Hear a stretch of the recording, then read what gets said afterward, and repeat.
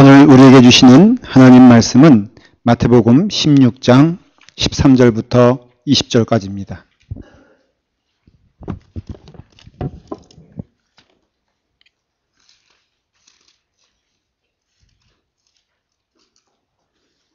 마태복음 16장 13절부터 20절까지 제 성경으로 신약성경 26페이지에 있습니다. 마태복음 16장 13절부터 20절까지 우리 한 절씩 교독하도록 하겠습니다. 제가 먼저 읽겠습니다. 예수께서 빌립보 가이사라 지방에 이르러 제자들에게 물어 이르시되 사람들이 인자를 누구라 하느냐? 이르되 더러는 세례 요한, 더러는 엘리야, 어떤 이는 에레미야나 선지자 중에 하나라 하더이다. 이르시되 너희는 나를 누구라 하느냐? 시몬 베드로가 대답하여 이르시되 주는 그리스도시요 살아계신 하나님의 아들이시나이다. 예수께서 대답하여 이르시되 바요나 시몬아 내가 복이 있도다. 이를 내게 알게 하신 이는 혈육이 아니요 하늘에 계신 내 아버지시니라. 또 내가 내게 이르노니 너는 베드로라. 내가 이 반석 위에 내 교회를 세우리니 음부의 권세가 이기지 못하리라. 내가 천국 열쇠를 내게 주리니 내가 땅에서 무엇이든지 매면 하늘에서도 매일 것이요 내가 땅에서 무엇이든지 풀면 하늘에서도 풀리리라 하시고 이에 제자들에게 경고하사 자기가 그리스도인 것을 아무에게도 이르지 말라 하시니라. 아멘. 기도하겠습니다. 사랑의 주님, 오늘 하나님의 말씀을 우리에게 주시옵소서. 하나님의 말씀이 우리 가운데 임할 때에 그 말씀에 우리의 마음문을 열고 아멘으로 순종하게 하여 주시고 믿고 따르며 행할 수 있는 은혜를 허락하여 주시옵소서. 성령님께서 인도하시는 귀한 복음의 선포의 시간이 되게 하시고 하나님의 말씀의 임재를 경험할 수 있도록 우리를 이끌어 주시옵소서. 예수님의 이름으로 기도드리옵나이다. 아멘. 아멘. 이제 오늘부터 이번 주부터 말씀을 교회란 제목으로 말씀을 드리게 됩니다. 교회론 하면은 또 론자가 들어가면은 체질적으로 부담스러워 하시는 분들이 있어서 그냥 교회라고 이해하시면 됩니다. 교회란 제목으로 제가 한 6번, 7번 조금 횟수는 변동이 있을 것입니다. 말씀을 드리는데 이 교회는 우리에게 직접적으로 굉장히 중요한 내용이 됩니다. 왜냐하면 우리 실질적으로 교회란 이름으로 모였기 때문에 이 교회란 이해가, 교회에 대한 이해가 분명하면 분명할수록 우리 교회는 튼튼하여지고 강건하여집니다. 여러분들이 올 때마다 이런 소망을 갖지 않습니까? 오고 싶어하는 교회.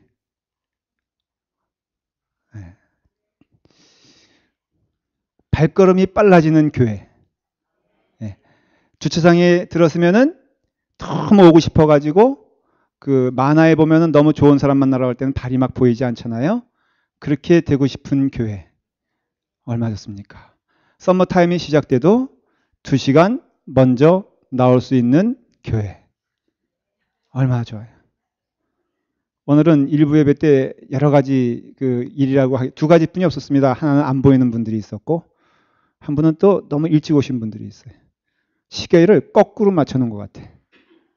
그래서 뭐 김모 집사님이라고 케빈 집사님, 케빈 권사님 너무 일찍 오셨어.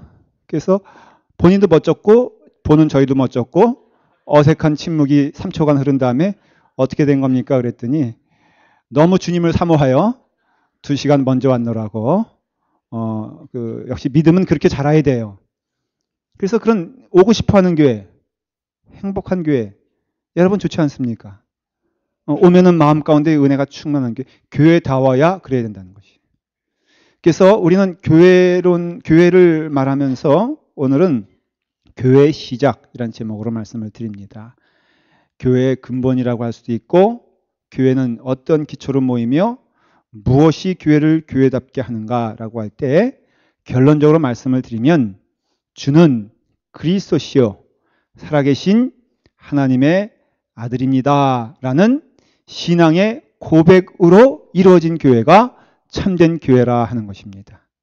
그러므로 우리가 교회라고 했을 때 그 교회의 중심, 우리 마음 가운데 기쁜 연유가 예수 그리스도 때문이고, 우리의 발걸음이 빨라지는 이유가 예수 그리스도의 은혜를 경험하기 때문이고, 우리가 교회에 늘 있고 싶고 교회를 생각하면 마음이 기쁘고 교회 성도를 생각하면 그 마음 가운데 즐거움이 넘치는 것은 오직 하나, 우리 주 예수 그리스도가 우리의 주님이 되시고 참된 하나님이 되시며, 그 하나님이 우리의 죄를 구원시키기 위하여 이 땅에 오신 것을 믿는 자들의 공동체요 모임이다라는 것이에요.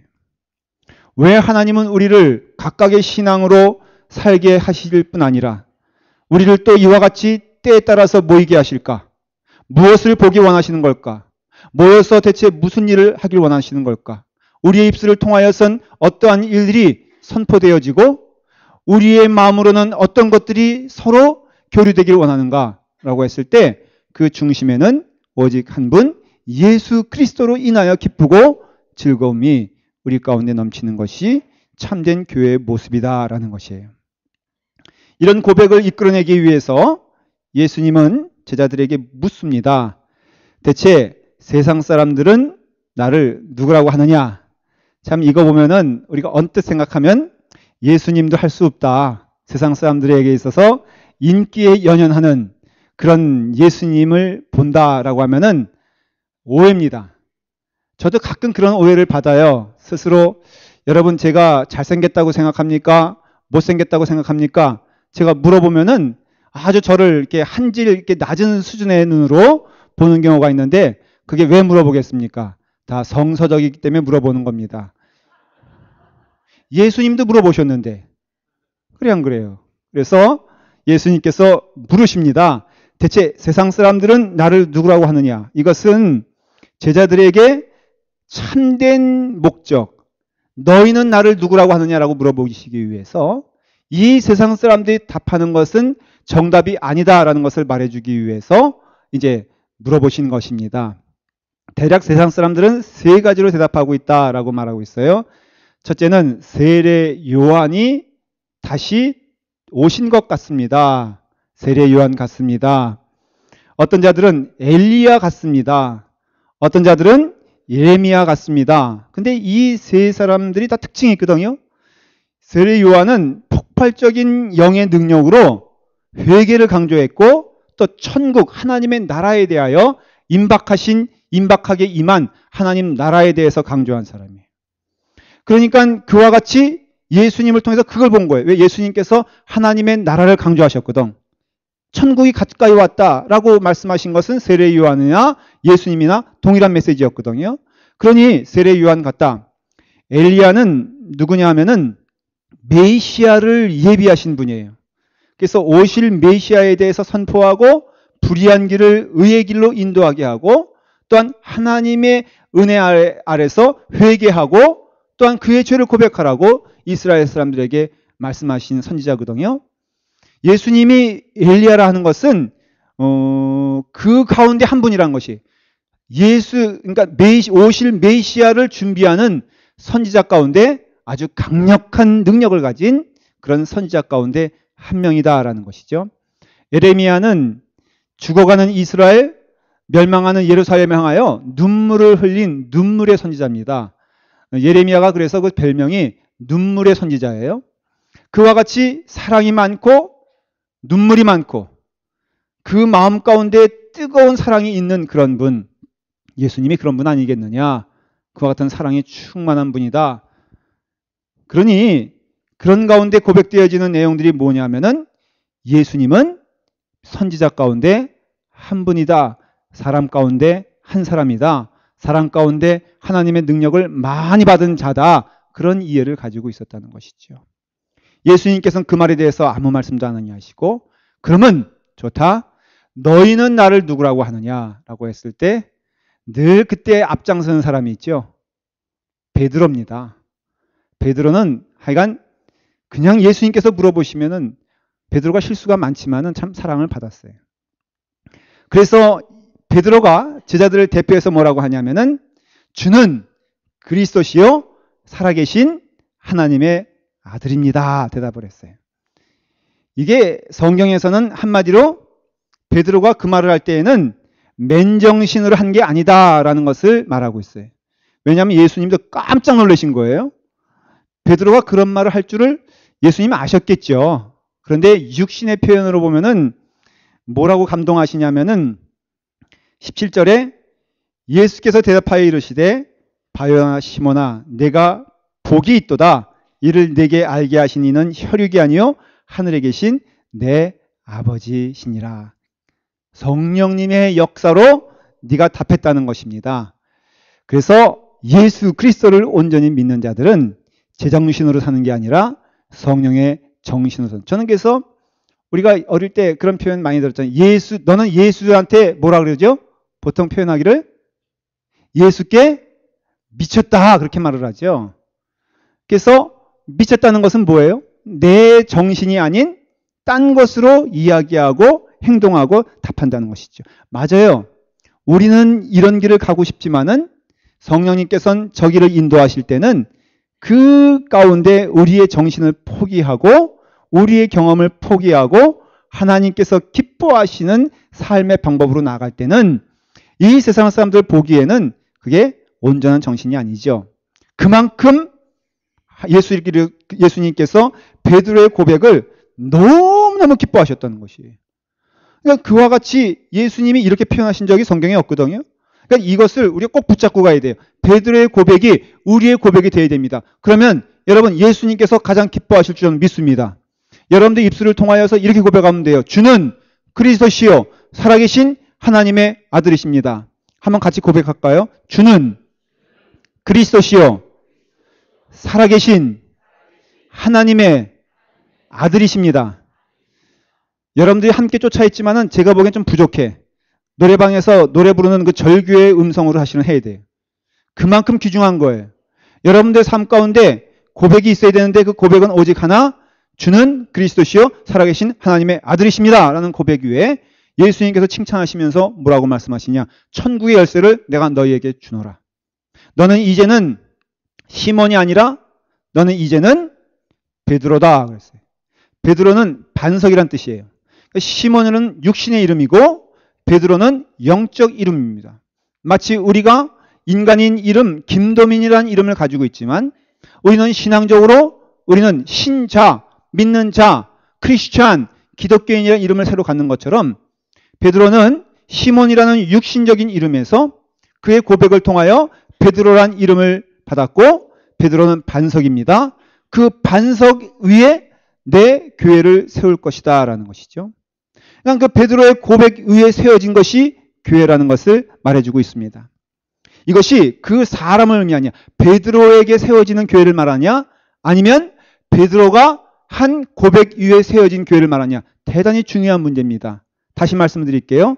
이것이 이 천국의 열쇠 또 교회가 그 베드로 고백을 한 베드로 위에 세워지는 것이냐? 아니면은 베드로가 한 고백 위에 세워지는 것이냐? 이것으로써 천주교와 개신교가 갈라지는 것이에요. 그 고백을 한 베드로 위에 하나님의 교회가 세워졌다고 믿는 것은 캐토릭의 주장입니다. 그래서 제1대 교황이 누구라 그러죠? 베드로라고 말을 합니다. 그래서 베드로라는 그 인물 위에 그 고백한 사람 위에 하나님께서 교회를 세웠기 때문에 그 전통을 이어받은 2대 교황, 3대 교황, 4대 교황에게 지금도 그래요. 그러니까 로마 캐토릭의 교황이 그 천국의 열쇠를 가지고 있다고 주장하는 게 천주교의 사상입니다. 그래서 그 교황 한마디의 말이 그 내용보다도 그 사람이 말했다는 것 때문에 그게 권위가 있는 것이에요. 천주교인들은 그런 의미에서 한국으로 말하면 뭐 김수환 추기경이 한마디 했다 그러면은 그 내용도 내용이지만 김수환 추기경이 그 말을 했다고 해서 그것이 권위가 있는 것이. 왜? 말한 대로 그러한 고백을 하는 그 사람에게 집중되어 있기 때문에 그렇습니다. 개신교는 그렇게 말하지 않습니다. 개신교는 베드로라는 사람 위에 세워진 것이 교회가 아니라 베드로가 한 고백, 그 동일한 고백, 어떤 고백이에요? 주는 그리스도시요 살아계신 하나님의 아들입니다 라는 그런 고백 위에 세워진 것이 교회고, 이러한 고백을 하는 자들에게는 다 어떠한 명칭을 주시냐면은 교회라는 명칭을 주시는 것이에요. 그래서 교회를 우리가 잘못 생각하는 것 가운데 버려야 될 것은 장소적인 개념을 교회라고 생각한다면 이건 큰 오산입니다. 여러분, 교회는 무엇이냐면은 영혼이에요. 우리가 교회예요. 그리고 먼저는 개인이고 두 번째는 공동체예요. 개인이건 공동체건 그것이 한 가지 고백으로 이루어져 있는데 그건 뭐라고요? 주는 그리스도시요 살아계신 하나님의 아들이십니다 라는 고백 위에 세워진 것이 교회이기 때문에 오늘 여러분들도 여러분들의 믿음을 점검해 볼 수 있고 확인해 볼 수가 있습니다. 지금 여러분들의 마음 가운데에는 이와 같은 고백, 주는 그리스도시요 살아계신 하나님의 아들입니다 라는 고백 가운데 여러분들은 지금 믿음이 있습니까? 여러분들의 삶 가운데 그것을, 물론 제가 설명을 드릴 거예요. 이제. 그게 무슨 뜻이냐에 대해서 말씀을 드릴 겁니다. 그러나 여러분들의 고백이, 여러분들의 믿음이 주는 그리스도시요 살아계신 하나님의 아들입니다 라는 그런 신앙 고백 가운데 있을 때 그를 가리켜서 성경적인 의미로 당신은 무엇입니까? 당신은 교회입니다 라고 말하는 것이에요. 그러므로 교회는 건물 이전에 영혼들이고 그 영혼들이 모여서 함께 찬양하는 것이 눈에 보이는 교회예요. 눈에 보이는 교회는 이와 같이 건물을 얘기하는 게 아니에요. 그것도. 눈에 보이는 교회는 이와 같은 고백적인 사람들이 모여서 함께 찬송하고 함께 말씀을 들으며 한 교회라는 이름 안에서 모여있는 공동체가 뭐라고요? 그게 눈에 보이는 교회고 그것도 영혼입니다. 영혼들의 집합이 교회예요. 눈에 보이는. 눈에 보이지 않는 교회는 각각의 마음 가운데 있는 신앙의 고백, 주는 그리스도시요 살아계신 하나님의 아들입니다 라는 신앙 고백 위에 세워진 것이 교회이기 때문에 오늘 이 신앙 고백이 없다면 여러분들은 교회가 아닙니다. 예배를 드려도 소용이 없습니다. 그러면 예배를 드려도 소용이 없다면 지금 당장 일어나서 나가야 되는 소리냐? 그건 아니에요. 믿을 때까지 들으시길 간절히 축원합니다. 그러니까 그나저나 여기 앉아 있어야 돼. 그래야 살 길이 있는 거예요. 갈라디아서에 보면요, 사도 바울이 인사를 합니다.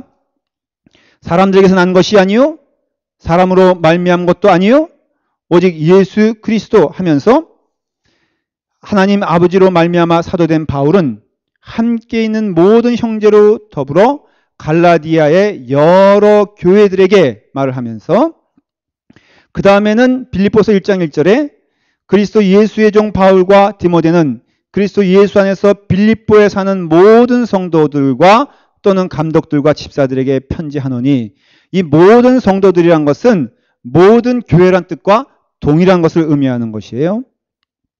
그렇기 때문에 성경에서 말할 때 성도란 것과 교회란 것을 구분하지 않고 말하고 있다는 것을 알 수가 있습니다. 이 교회는 무엇이라고요? 천국의 열쇠를 받는 길이고 그리고 영생을 얻는 길이고 하나님의 참된 백성이 되는 길인데 그것은 주는 그리스도시요 살아계신 하나님의 아들입니다 라는 고백이 바로 교회가 되는 고백이고 교회가 되는 근거가 된다라는 것입니다. 그러니까 눈에 보이는 건물과 눈에 보이는 육신의 공동체가 교회가 아니라 그 마음 가운데 뭐라고요? 신앙의 고백에 있는 공동체가 교회가 되는 것이고 눈에 보이는 공동체, 그 마음 가운데 주는 그리스도시요 살아계신 하나님의 아들이십니다라는 고백에 있는 자가 눈에 보이지 않는 공동체, 눈에 보이지 않는 교회, 즉 우리 자신이 교회다라는 것이에요. 교회는 어떤 곳입니까? 하나님이 거하시는 거룩한 곳입니다. 교회는 어떤 곳입니까? 하나님께서 역사하시고 하나님께서 사용하시고 하나님의 뜻을 이루는데 도구로 사용하시는 곳입니다. 그것이 바로 어떠한 곳이냐? 여러분 자신이다라는 것이에요. 여러분 스스로를 너무 평가절하하지 마십시오. 여러분들에게 있는 것을 기뻐하며 받아들이는 은혜가 넘치기를 바랍니다. 무엇입니까? 하나님의 영이 내 안에 거한다라는 것이에요. 그런 의미에서는 교회는 신약에만 있는 게 아니라 구약에도 있고 하나님의 창조 이래로 교회는 끊임없이 이루어져 왔습니다. 아브라함도 교회입니다. 왜 교회입니까? 하나님을 내 주인으로, 하나님을 내가 따라갈 분으로, 하나님이 이 땅을 창조하시고 내 모든 것에 있어서 주인 되신다는 것을 고백하기 때문에 아브라함도 교회예요. 이삭도 교회예요. 야곱도 교회입니다. 아니, 교회라는 것은 예수 그리스도를 구주로 고백하는 자들의 모임 아닙니까? 바로 예수 그리스도는 천지가 생겨지기 전부터 존재해 오셨고 성부 하나님과 함께 하셨기 때문에 그 아브라함의 신앙 고백 가운데에는 예수 그리스도를 향한 신앙 고백이 있고 그 예수 그리스도의 은혜의 선미를 통하여 그 아브라함이 하나님의 자녀가 된 것을 알 수가 있습니다. 그러므로 그것이 출애굽 이후에 이스라엘 민족이 되었던 지금의 하나님의 백성들이 되었던 아주 동일한 것은 무엇이냐면은 신앙의 고백을 통하여 하나님의 백성들이 형성됐다는 것을 말하는 것이에요. 그러므로 우리에게 중요한 것은 무엇입니까? 신앙의 고백입니다. 여러분, 교회 나올 때 여러분들은 어떤 고백으로 나옵니까? 이렇게 물어보면요. 정말 진지하게 물어보고 대답을 하면은 의외로 성경적인 고백이 아닌 다른 것으로 인하여도 충분히 교회에 나오는 열심이 있다는 것을 발견하게 됩니다. 교회에 열심히 나오는 사람들 가운데 오히려 신앙 고백이 없이도 편하게 나오는 사람들이 있고 신앙 고백을 물어보고 신앙 고백을 표현하라고 말하면은 그 마음 가운데 언짢은 마음이 생겨서 교회를 떠나는 사람들이 있어요. 저는 많이 봤습니다. 아마 그래서 염려하고 좀 근심되는 거는 이 말씀이 전하면 전할수록 교회가 왕성하게 부흥하기보다는 어쩌면은 교회 인구가 줄을지도 모르겠다라는 두려움이 제 마음 가운데 아주 조그맣게 있기 때문에 거의 무시해도 될 정도입니다. 저는 여러분들에게 복음을 전하고 싶은 것이지 세상의 이야기를 전하고 싶은 것은 추워도 없습니다. 로마서 9장에 보면은 하나님의 백성들이 또 이스라엘을 통해서 형성된 그 백성들이 혈육이라든가 아니면은 그 어떤 민족적인 특성에 의해서 백성이 된 것이 아니라 신앙의 고백을 통해서 백성이 된 것을 얘기하고 있어요. 우리가 이스라엘 민족이라고 했을 때 그 민족이란 개념은요. 우리가 생각하는 한민족, 우리가 자랑하지 않습니까? 단일 뭐라고요? 우리가 무슨 민족이라고 그러죠? 단일 민족이라고 그러죠. 정말 단일일까요? 아니에요? 단일 민족이고 싶은 거겠죠. 왠지 순수해 보이니까. 근데 그만큼 주장하는 무리들이 있는데 유대인들이에요. 유대인들은 자기들이 순수하게 그 피로써 혈육적으로 한 민족이라고 생각하는데 성경을 보면 그렇지 않은 것을 알 수가 있습니다. 출애굽기 여러분 한번 펴보실까요? 출애굽기 12장 한번 보겠습니다.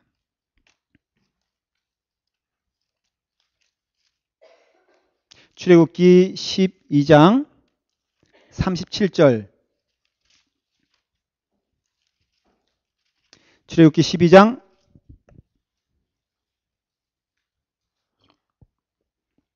37절과 38절 읽겠습니다. 자, 시작. 이스라엘 자손이 람셋을 떠나서 숫곳에 이르니 위와 외에 보행하는 장정이 60만 가량이요 수많은 잡족과 양과 소와 심이 많은 가축이 그들과 함께 하였으니. 참 기분 언짢은 얘기가 나옵니다. 성경 표현이 어떤 데는 격할 때가 있어요. 왜냐하면은 37절에 보니까는 이스라엘 자손에 대해서 말하는데 몇 명이 나왔다고요? 어른만 60만 명이에요. 그러니까 이것은 계산할 때 이스라엘의 그 인구 계산법은요, 남자 싸움을 할 수 있는 사람들을 말하는 것입니다. 그러니까는 장정이 60만 명이라니까 애들과 부인들을 얘기하면은 한 200만 명에서 또 누가 있습니까? 잡족들이 있잖아요. 그 잡족들까지 합하면은 300만 정도 됐을 것이다. 그렇게 말하는데 우리 눈에 확 들어오면서 마음에 좀 언짢은 것은 이스라엘 외에는 다 뭐예요? 셰퍼드 외에는 다 뭐예요? 진돗개 외에는 다? 우리나라에서는 진돗개 외에는 다? 뭐 똥개라고 말하지 않고 잡종개라 그러잖아요. 근데 사실은 잡종개보다는 똥개가 더 우리에겐 마음이 와닿잖아요. 여기도 그렇게 표현하면은 수많은 잡족이 아니라 수많은 뭐라고 할 수 있죠. 그 정도로 멸시를 받았다 해도 오케이, 좋습니다. 그런데 우리는 이스라엘 사람들이 애굽에서 탈출할 때 나온 사람들이 이스라엘 혈통, 다시 말하면 아브라함, 이삭, 야곱으로 이어지는 12지파의 민족이라고 생각되지만은 출애굽하는 사람들을 보면은 그 이스라엘 자손 외에 잡족이 나왔다는 걸 알 수 있어요. 주석자들은 그 잡족이 누구냐 하면은 6월절 사건 마지막 10번째 재앙이 임할 때 문설주에 피를 바른 사람들, 그렇게 말을 합니다. 하나님의 구원의 약속을 믿고 민족을 떠나서 그 가운데에는 애굽 사람들도 있었을 것이다, 그렇게 추측을 하고요. 같은 노예 생활을 했던 여러 민족들이 있었을 것이다 생각해. 중요한 건 무엇이냐면은 그들이 이스라엘 민족이 됐던 아니면은 섞인 민족이 됐던 아니면은 애굽 민족이 됐던 그건 중요하지 않고 오직 하나, 문설주에다가 6월절에 그 피, 어린 양의 피를 바른 자들은 다 나왔다는 것이죠. 다른 말로 하면은 이스라엘이라는 민족이 형성된 것은 어느 특별한 민족적인 혈통을 통해서 형성된 것이 아니라 신앙 고백을 통해서 형성된 것을 알 수 있어요. 오직 하나님만이 참된 하나님이시고 그 하나님이 구원자 되시고 그 하나님이 우리를 창조하신 분이며 그 하나님만이 우리의 모든 것 되신다는, 대표적으로는 것이 아브라함을 통해서 이어지는 신앙 고백 가운데 그 고백에 나도 아멘하며 동참하며 함께했던 피를 떠난, 피를 넘어선, 혈육을 넘어선 신앙 고백으로 이루어진 자들이 바로 이스라엘 민족이라는 이름으로 하나가 된 것을 알 수가 있어요. 그러므로 이스라엘 민족이란 자체의 그 뜻은 어느 지금 말하는 저 이스라엘 나라를 얘기하는 것이 아니라 하나님이 참된 하나님이시며 그 하나님만을 의지하며 믿고 나아가겠다는 신앙의 공동체가 즉 이스라엘 민족이에요. 구약에. 그러니까 구약의 이스라엘 민족은 12지파라만 생각하면 안 됩니다. 그냥 이스라엘이 아브라함의 피를 이은, 순수한 피를 이은 그런 족속을 말하는 것이 아니라 약속 위에 서 있는 백성들이고, 그 약속과 신앙 고백은 무엇이냐면은 주는 그리스도시요 살아계신 하나님의 아들이다라는 그런 신앙 고백 가운데 있는 자들을 통틀어서 뭐라고 말한 것이에요? 우리가 쉽게 얘기하는 이스라엘 민족이라고 말하는 것입니다. 그것을 보다 더 구체적으로 보여주는 내용이 48절에 있습니다. 12장, 출애굽 12장 48절 한번 읽어볼까요? 시작. 너희와 함께 거류하는 타국인이 여호와의 유월절을 지키고자 하거든 그 모든 남자는 할례를 받은 후에야 가까이 하여 지킬지니 곧 그는 본토인과 같이 될 것이나 할례 받지 못한 자는 먹지 못할 것이니라 그랬잖아요.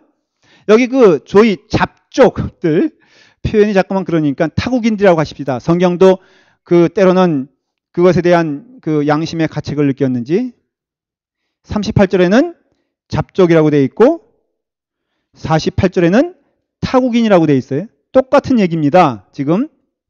근데 타국인이 이제 여호와의 유월절을 지키면서 함께 가기를 원할 때, 이스라엘 민족이 되기를 원할 때, 믿음의 공동체가 되기를 원할 때, 너는 야곱의 피를 받은 자가 아니니까는 너는 안 돼.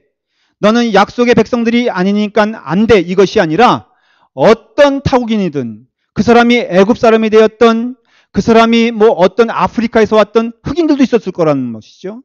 그들이 어떤 아시안이 됐든 그거는 아니야. 중요한 게 아니야. 무엇이냐? 오직 하나, 할례를 받은 자만이 하나님의 성회, 교회, 하나님의 백성이 될 수 있을 것이다. 그냥 기준이 뭐냐면은 어떤 핏줄이라든가 우리가 아버지가 목사님이니까 나는 신앙이냐, 이게 아니라는 것이죠. 우리 증조부가 예수 믿었으니까는 나는 교회 안 나가고 전혀 믿음이 없어도 나는 축복 가운데 있는 자녀야, 이렇게 생각할 수가 없다는 것이고, 그 증조 할아버지가 신앙 고백이 있었다면은 나에게도 동일한 신앙 고백이 있어야 되는 것이죠. 그게 할례라는 것이. 할례는 집단적이기도 하지만은 할례는 무엇입니까? 개인적인 것이에요. 여러분들 가운데 어떤 사람이 할례 받아서 이 공동체에 있다면은 이 공동체가 다 할례 받은 것입니까? 아닌 것이죠. 그 사람의 할례는 그 사람의 할례요. 나의 할례는 나의 할례지만 당신도 할례 받았느냐? 나도 할례 받았다. 그러므로 당신의 고백과 나의 고백이 동일하니 당신과 나는 한 백성이요, 한 주인을 섬기며 한 하나님을 섬기는 자다라는 것이지, 그 사람이 할례를 받았다고 내가 자동적으로 할례 받는 것은 아닌 것입니다. 그럼 대체 할례가 무엇이길래 그렇게 애타게 할례를 얘기합니까? 여러분, 모세도 할례 안 받아가지고 죽을 뻔하지 않습니까? 그래서 미리암이 너무너무 급하게 그 할례를 받게끔 하지 않습니까? 할례가 무엇이냐? 할례는 육신적으로 말하면 circumstance, 일종의 수술이에요. 이런 얘기 할 때마다 제가 늘 나중에 물어보라고 말씀하지 않습니까? 너무 디테일하게 말하지 않을래요. 그런데 이것이 육신적인 의미에서도 그렇고 영적인 의미에서도 그렇고 이스라엘 사람들에게 받아들이는 것은 무엇이냐면은 바로 할례 받으면 자식 못 낳는다라는 것이에요. 할례라는 것은 육신적인 소망과 꿈을 끊어버리는 것을 말하는 것이에요. 실질적으로 아브라함이 몇 세에 이삭을 얻었습니까? 아브라함이 100세에 아들을 얻었습니다. 그런데 그 아들을 얻을 때 그때는 희망과 소망이 없어요. 그래서 오죽하면 사라가 하나님의 아들 주신다고 했을 때 웃었다고 하지 않습니까? 그게 바로 할례 받은 다음이거든요. 아니, 나이도 들었어. 이제는 여자의 기능도 못해. 아브라함은 100세 가까이 됐는데 더군다나 뭐까지 받았어?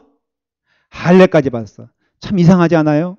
건강한 사람에게 할례를 하시는 것, 그거는 이해가 돼. 건강한 사람 희망과 소망을 갖지 말아라. 근데 다 늙어가지고 아무 희망도 없는 사람에게조차도 할례를 하게 하신 것은, 할례는 뭐냐면은 인간의 소망은 끊어지고 하나님의 기적과 하나님의 능력이 시작된다는 것을 말하는 것이에요. 그러니까 할례가 주는 의미는 너 육신적인 능력으로는 전혀 하나님의 자녀를 낳을 수가 없고 영적으로만 내가 약속한 대로 주리라. 그가 누구냐? 바로 이삭이다라는 것이에요. 그러므로 이삭만 아들이고 그 나머지는 다 아들이 아니다 하는 것이에요. 그런 얘기들이 나오게 됩니다. 왜 그렇습니까? 할례가 주는 의미가 영적인 의미에서 나의 인간적인 것을 다 포기하고 인간적인 소망이 없어졌을 때 하나님의 기적과 능력으로 살아감을 말하는 것이에요. 사랑하는 여러분, 성도가 된다는 것은 하나님의 기적을 많이 체험하는 역사인 줄 믿으시기를 바랍니다. 저는요, 제가 저된 것을 가끔 생각해 보면은 이것은 기적 아니고는 있을 수가 없는 일이에요. 저만 그렇게 생각하느냐? 저희 아버님이 살아계실 때 저에게 하신 말씀, 뼈에 사무치는 말씀, 너는 대기만성이다 라는 거에 대하여 저는 유심히 생각해 봅니다. 왜 형제들에게는 사용하지 않은 단어를 나한테는 사용했을까? 그것이 대기만성이다 라는 것이.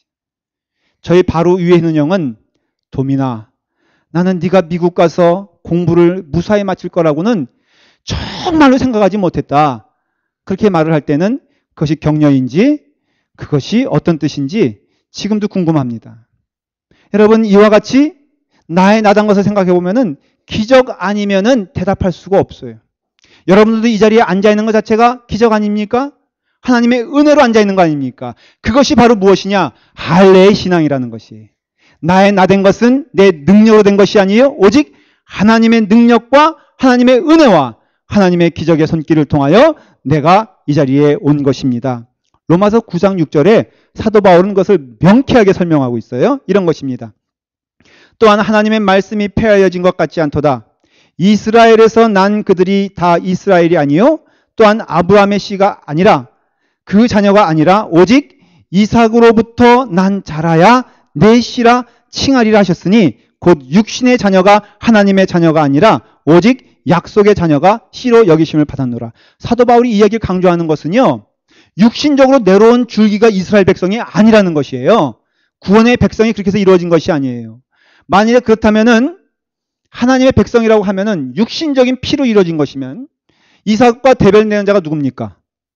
이삭은 약속의 아들, 그럼 육신의 아들이 있겠죠. 누구예요? 이스마엘입니다.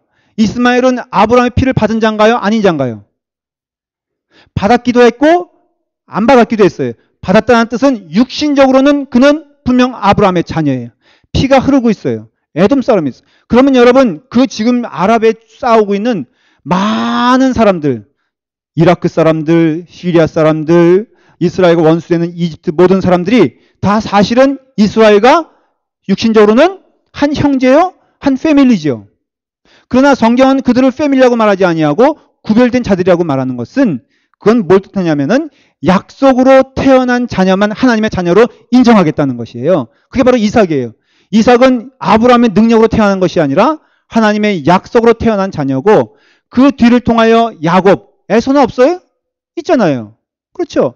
그러나 그럼에도 불구하고선 이와 같이 약속을 강조하고 이와 같이 하나님의 능력을 강조한 것은 오직 신앙인은, 오직 약속된 백성은, 오직 교회는 하나님을 향한 신앙 고백을 통하여 나는 아니고 하나님만이 내 모든 것 되신다는 신앙 고백을 통하여 형성된 것이 하나님의 백성들이고 이스라엘 민족이 되는 것이고, 그것이 곧 교회가 된다라는 것이에요.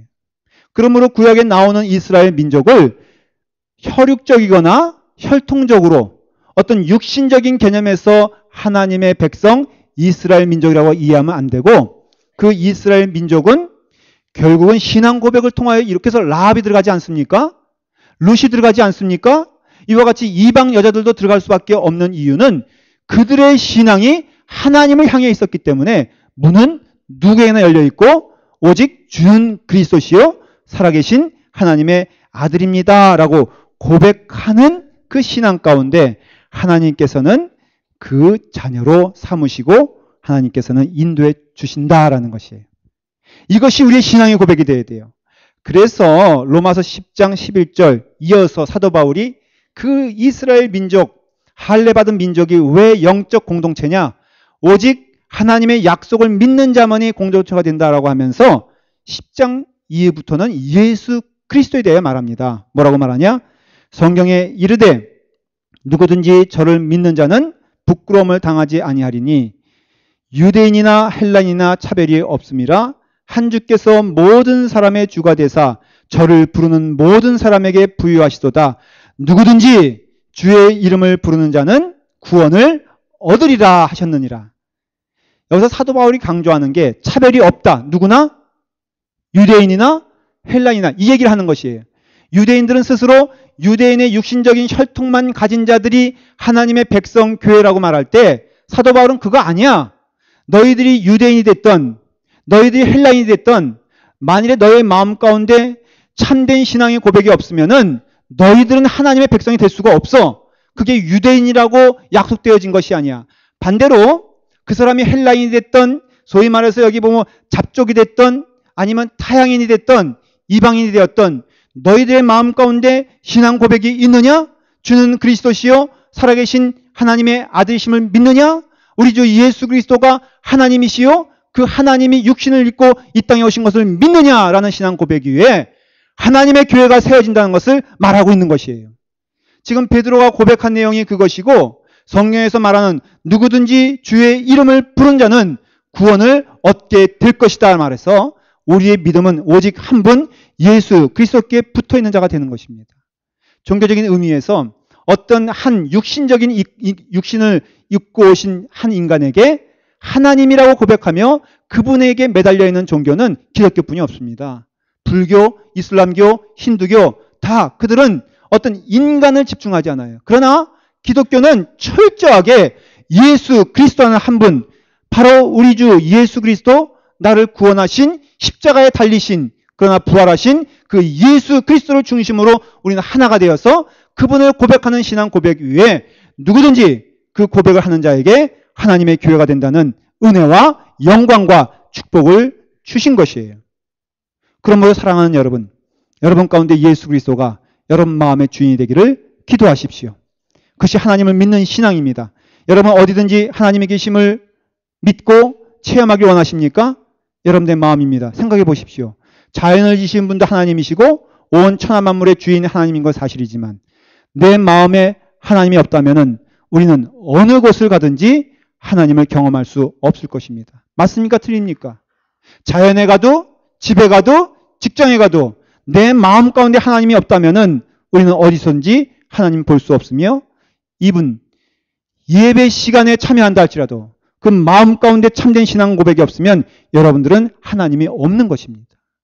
거꾸로 여러분의 마음 가운데 하나님이 있으면은 우리 주 예수 그리스도에 대한 고백이 있으면은 어디 가든지 어느 곳에 있든지 어떤 경험을 하든지 그 자리가 하나님의 임재와 축복을 경험하는 자리가 될 것을 믿습니다. 그래서 병상에 누워 있어도 우리는 하나님을 찬양할 수 있는 것이에요. 내가 레이업을 당하여 직장이 없다 할지라도 하나님을 찬양할 수 있는 것은 내 마음 가운데 있는 그 하나님을 어느 누구도 뺏어갈 수 없기 때문에 여러분 이것도 아니요 저것도 아니요 내 육신의 아버지를 통해서도 아니고 내가 교회 안에 앉아있는 의자를 통해서도 아니고 여러분들의 마음 가운데 하나님에 대한 고백, 우리 주 예수 그리스도에 대한 고백, 주는 그리스도시요 살아계신 하나님의 아들입니다 라는 그런 신앙 고백이 여러분 마음 가운데 중심이 되어 있다면 결코 여러분들은 하나님을 떠날 수 없으며 하나님의 놀라운 축복이 여러분 가운데 함께 하시어 여러분들은 참된 우리 주 예수 그리스도의 교회가 될 것을 믿습니다. 그런 축복이 있기를 간절히 축원합니다.